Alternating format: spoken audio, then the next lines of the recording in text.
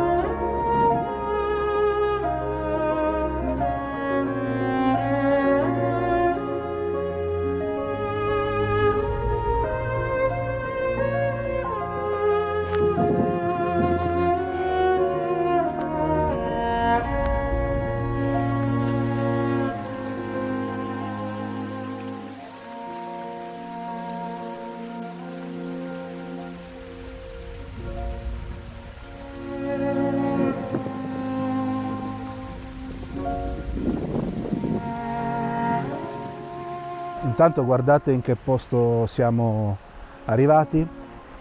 Come prima foto ho scelto di mettere in primo piano questo tronco con queste piccole piante sopra, penso siano felci, e tutte le cascatelle che ci sono in secondo piano. Non so però quanto sia evidente quella cascata lì. Quella cascata lì comunque sarà oggetto di un'altra foto, andrò un po' più avanti per riprendere queste piscinette e la cascata sullo sfondo. Comunque un altro dei posti incredibili che ci sono qui nel Lazio.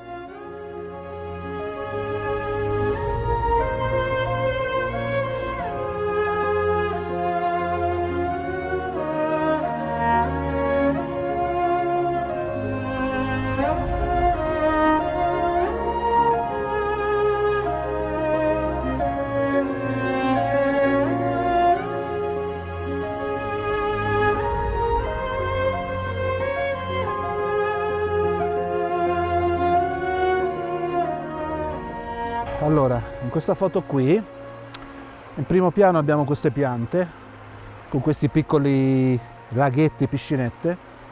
Sul piano intermedio abbiamo quelle altre piante con il laghetto più grande e sul piano più lontano abbiamo questa porzione della cascata che peraltro fa anche una linea che arriva attraverso la piscinetta direttamente sull'occhio di chi guarda la foto.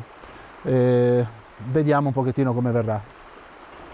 Chiaramente sfruttiamo sempre l'effetto del polarizzatore che come vedete scurisce un pochettino l'immagine rendendo i colori più vividi, ma anche diminuisce il riflesso nell'acqua.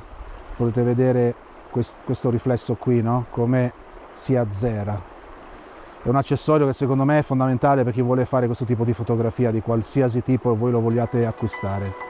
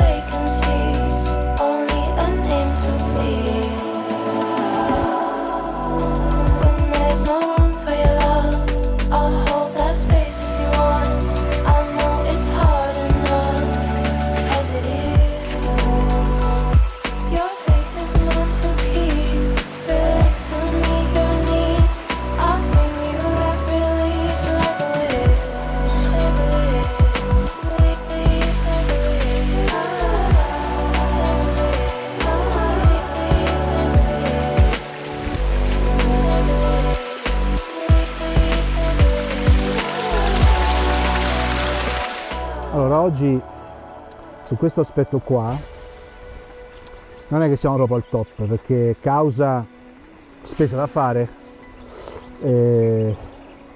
si nota l'assenza del salame. Al posto del salame ha fatto la sua comparsa la bresaola. Ora, io sono un tipo da bresaola secondo voi? E niente.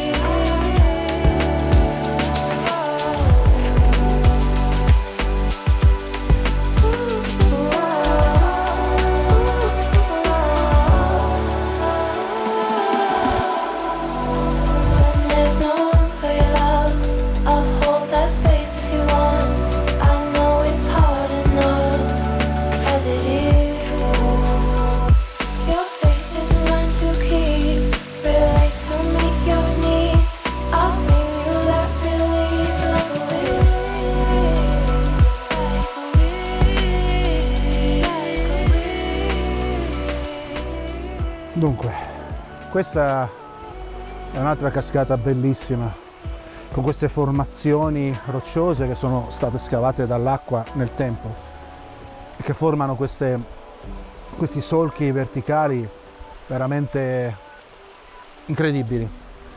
Purtroppo, come vedete, non c'è libertà di movimento, quindi è difficile concepire una composizione che sia differente dalla banale foto della cascata che sto facendo.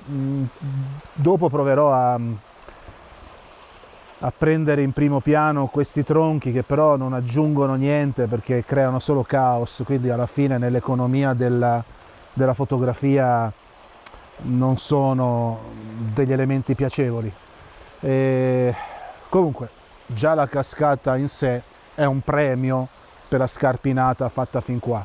Una piccola nota, come avete visto, il percorso è molto breve, però non è molto largo, è molto stretto e gli spazi dove sostare sono molto ridotti, e quindi dal mio punto di vista è fondamentale scegliere un giorno in cui ci sia poca gente. Quindi per esempio venire sabato a ora di pranzo è una buona scelta, oppure in un giorno feriale, perché come potete capire, se sul tragitto ci sono persone che vanno e vengono, diventa difficile poi intanto passare e poi trovare la serenità e lo spazio per fare foto. Comunque vediamo come vengono. Anche in questo caso, siccome per poter riprendere l'intera cascata bisogna per forza di cose includere anche un pezzo di cielo che oggi è particolarmente azzurro e particolarmente luminoso, soprattutto a quest'ora, è necessario procedere a una doppia esposizione. Per riprendere la cascata ne basterebbe una sola, perché fondamentalmente è su un unico piano, quindi una foto con diaframma f11 è più che sufficiente. Però è necessario procedere a una doppia esposizione. La fotografia è stata scattata con un tempo di scatto di mezzo secondo e di 1/8 di secondo per il cielo, che in questa maniera non viene bruciato né il cielo, ma soprattutto gli alberi che compongono la parte superiore della foto.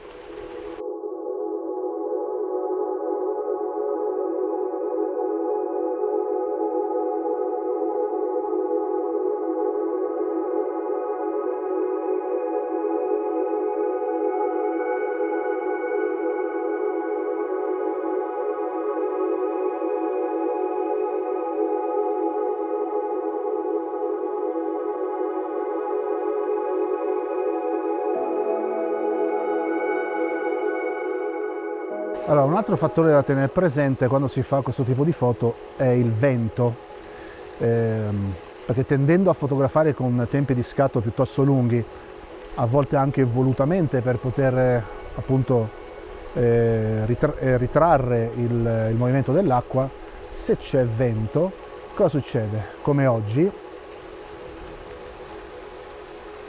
il vento muove tutte le piante che sono di contorno, e quindi la foto verrà fondamentalmente mossa. Quindi che cosa si fa in questi casi? Si fa un'esposizione aggiuntiva con dei tempi di scatto più rapidi. Quindi io per esempio in questo caso ho selezionato un ISO di 800, ho aperto il diaframma a f6.4 e quindi il tempo di scatto risultante è stato di 1/60 di secondo, che mi consente di ritrarre la vegetazione in maniera non mossa, speriamo, poi lo vedremo sul computer.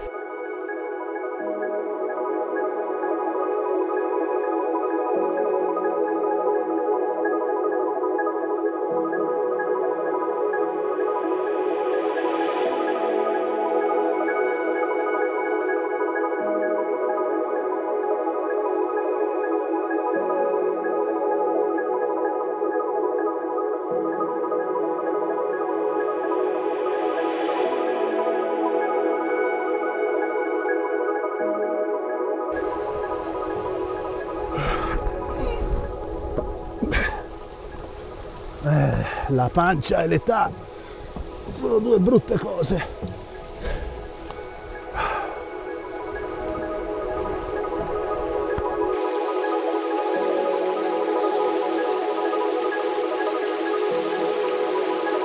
Allora, questa immagine qui non è niente di particolare, però sono molto carine questi riflessi che seguono il corso del fiume. In particolare formano tante piscinette, quindi dà anche un effetto particolare e non è l'effetto classico del fiume che scende dalla montagna.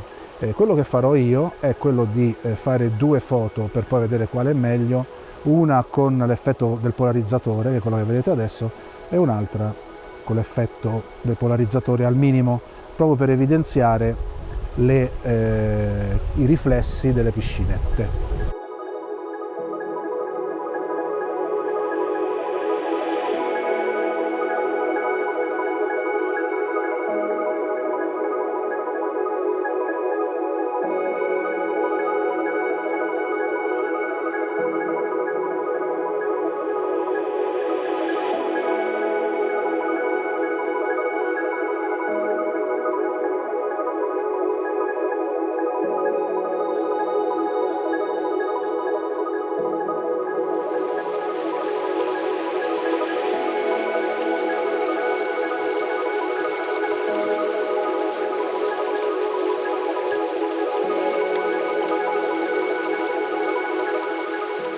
Allora, questo albero è lo stesso che abbiamo incontrato prima, che faceva parte del primo piano di una delle prime foto della giornata.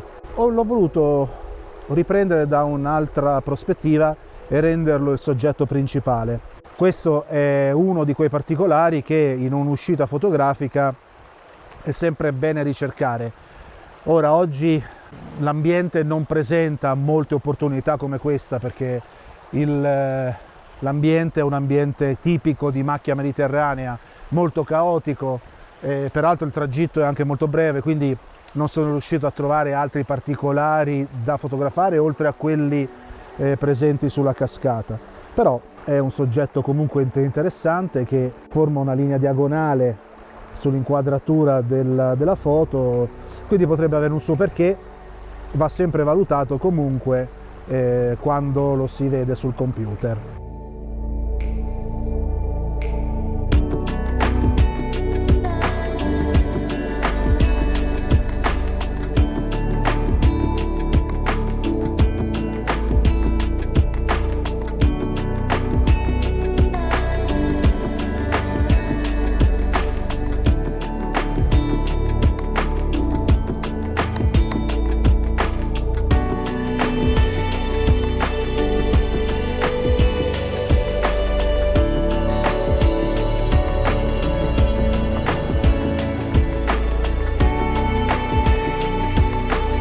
Allora, anche oggi la giornata è terminata, come al solito è un bellissimo posto, qui nel Lazio non ci si può sbagliare, sono tutti posti molto belli, peraltro sono posti noti, per cui si possono vedere in molte applicazioni, vedere la difficoltà del sentiero e anche vedere le foto del posto stesso.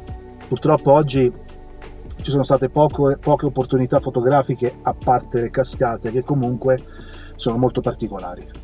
Non è la classica cascata, per esempio quella del laghetto di San Benedetto dell'ultima uscita, ma come avete potuto vedere sono molto interessanti. Fanno tutti questi effetti particolari grazie al terreno calcareo che hanno scavato nel corso dei millenni.